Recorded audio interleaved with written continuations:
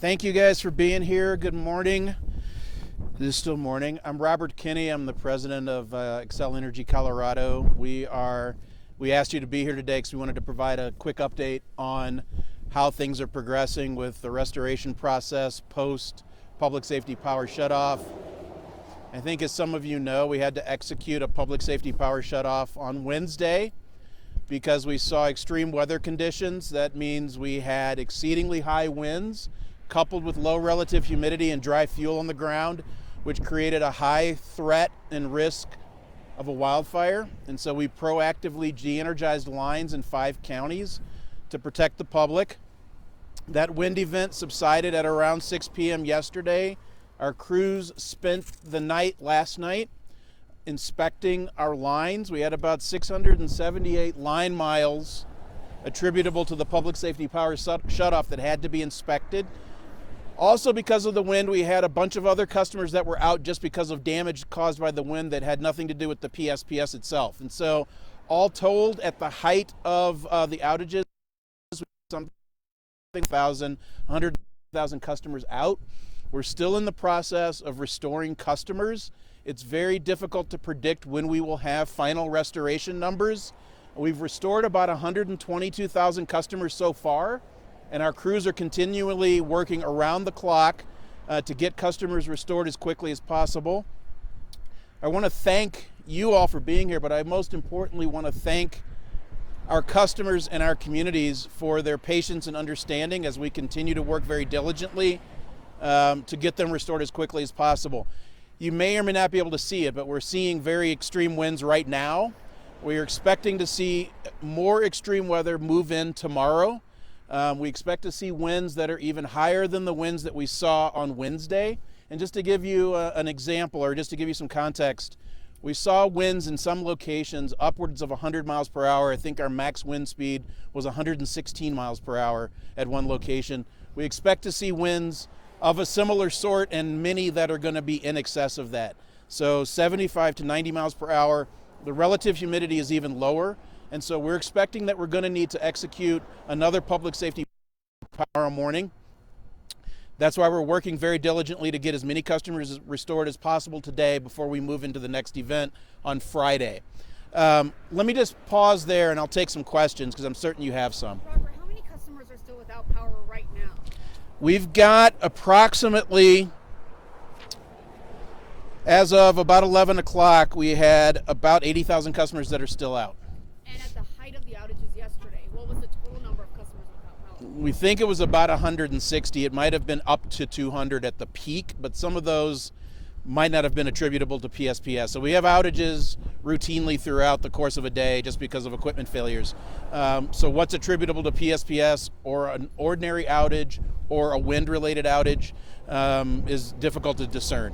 How many crews are out working on those lines? So we've got about 375 crews. It's about 1,000 or more people because there's 2 to 3 person crews. I think there was an assumption from the general public that when there was a PSPS shutoff, it would come back on quicker than a normal power outage. Is that accurate? That's not accurate. We actually did a press availability on Wednesday, and I want to make sure I dispel the confusion. The wind event subsided at 6 o'clock. We cannot flip a switch and turn the power back on at 6 o'clock. And the reason that that's the case is that if there's a wire that has been damaged and is down on the ground because of the wind, if we were to remotely re-energize that line, you've just created the very risk you're trying to abate. And so we have to physically inspect all of the lines. That's the PSPS lines that we de-energized proactively, and we also had to inspect the lines that were damaged through the wind event. So the power was never going to come back on at 6 o'clock, and I apologize if there was confusion about that. We tried to be very precise that power will not come back on the minute the wind conditions improve, because we have to physically inspect. And so we do that with foot patrols, and people put their eyes on it, but we also use drones and we use helicopters. As you might imagine, we can't fly drones and helicopters in high winds because it's unsafe, and we can't fly the helicopters at night. And so we had crews out working at night, and then first light, we flew drones and helicopters. Obviously, there's a lot of people who are very frustrated that the power is still off. How would would you say your communication is going so far? You know, part of the reason we're doing this is because we took a lot of the feedback from the April event and we wanted to make sure that we were communicating early and frequently. We've been doing press releases. We've been doing calls 2 to 3 times a day with our offices of emergency management, who are then pushing out communications to their communities. So every county has an office of emergency management. The state has an office of emergency management. We're embedded with them and we're constantly communicating with them at least 2 to 3 times a day. And then that's why we wanted to do this event as well. But are you happy with your communication and Xcel's communication to your customers? I think we are communicating as frequently as we can and as transparently as we can. Having said that, I know there's always an opportunity for improvement, and I know that that's never going to satisfy everybody, but we are trying to take the feedback that we heard from last year and communicate as frequently and as transparently as we possibly can. Xcel has said that your power lines did not start the Marshall Fire, so if that is true, why is something like this necessary? Well, let me just say we didn't start the Marshall Fire, and I don't want to conflate two things. We're doing this. I'm letting that car pass by. Proactive de-energization of the power lines is to protect the public from the risk of an ignition. Separate and apart from Marshall or any other fire. This has nothing to do with Marshall Fire at all. This is all about making sure that we are taking the necessary proactive precautions to prevent an ignition from happening. You said crews spent the night working last night. Jefferson County Public Schools sent an email out saying that crews stopped at 11:30 and would resume at 7 a.m. Is that accurate? Yeah, we did stop. Some of our crews had to stop at 11:30 because, as you might imagine, they'd been working 16 hours. And for the safety of our coworkers, they have to stop working at 16 hours. They have to get rest, and then they came back first thing in the morning. Working 16 hours, I thought they started at 6 p.m. because you couldn't go out beforehand. It was unsafe.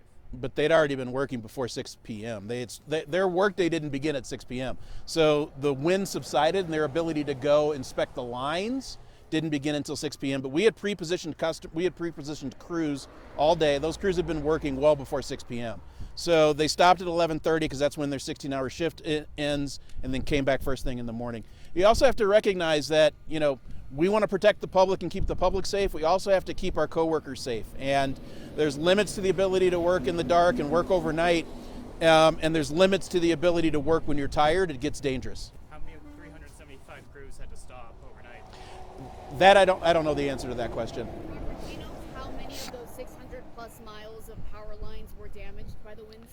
We're still assessing that. We had 678 miles of power lines that were proactively de-energized, and then we had damage that was separate from those, and so we're in the process of assessing that right now. What can that damage mean for continued outages past tomorrow's PSPS? So we will, if it's broken poles and cross arms and downed lines, we'll be able to do that relatively quickly.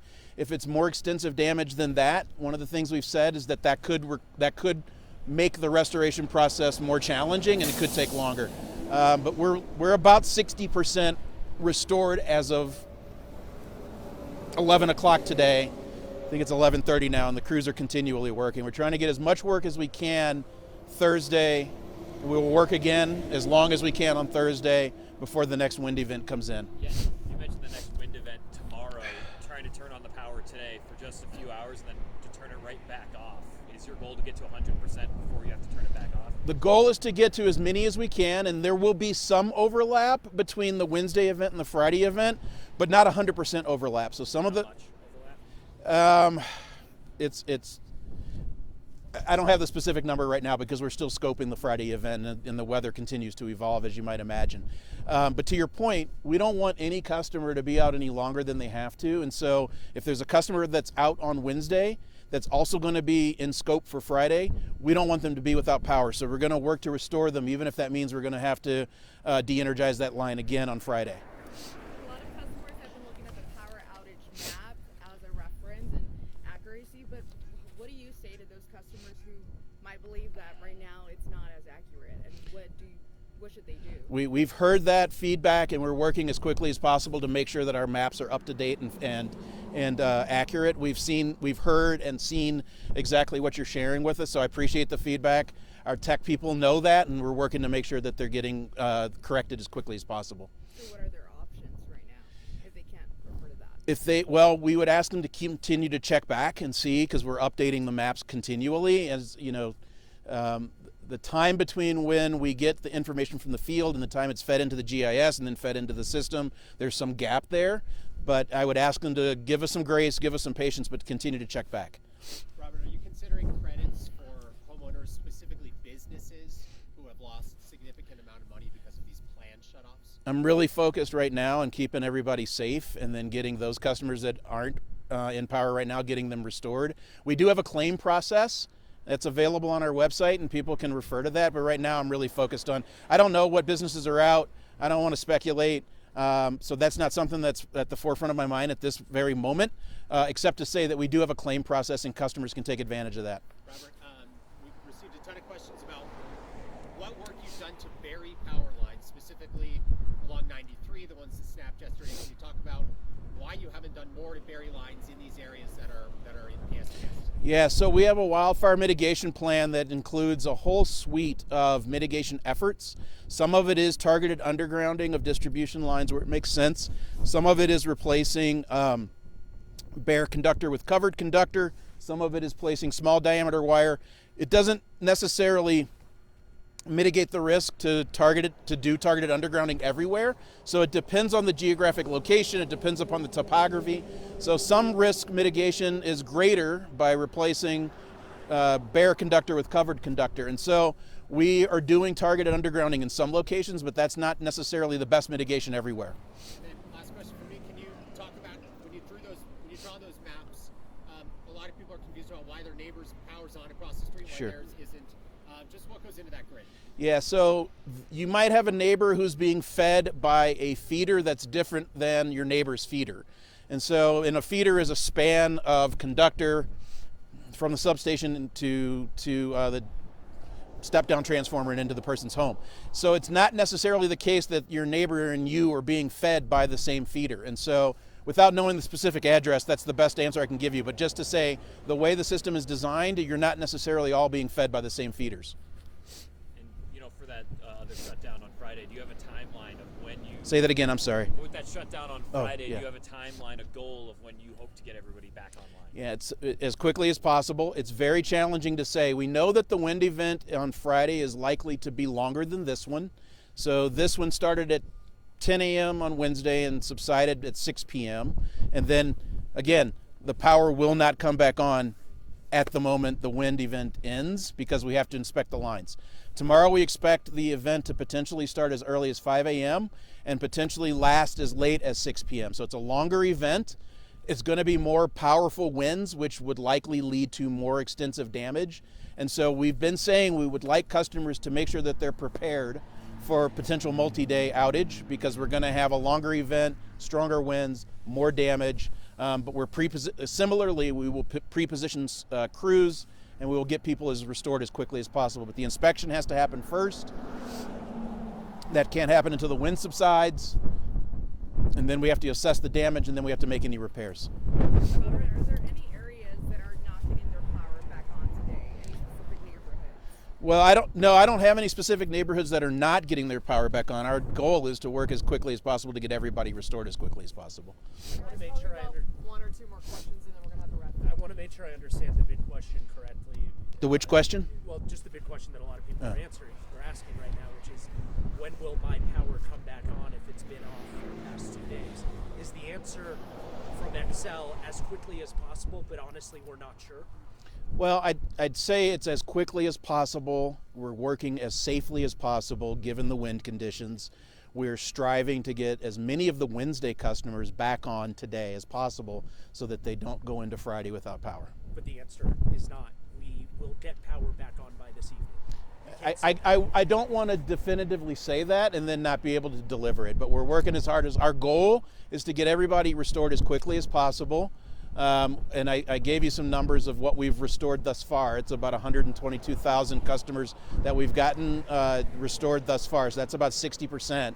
So we're moving very quickly. It's accurate, though, to say some of the people that lost power yesterday will likely not get it back until Saturday?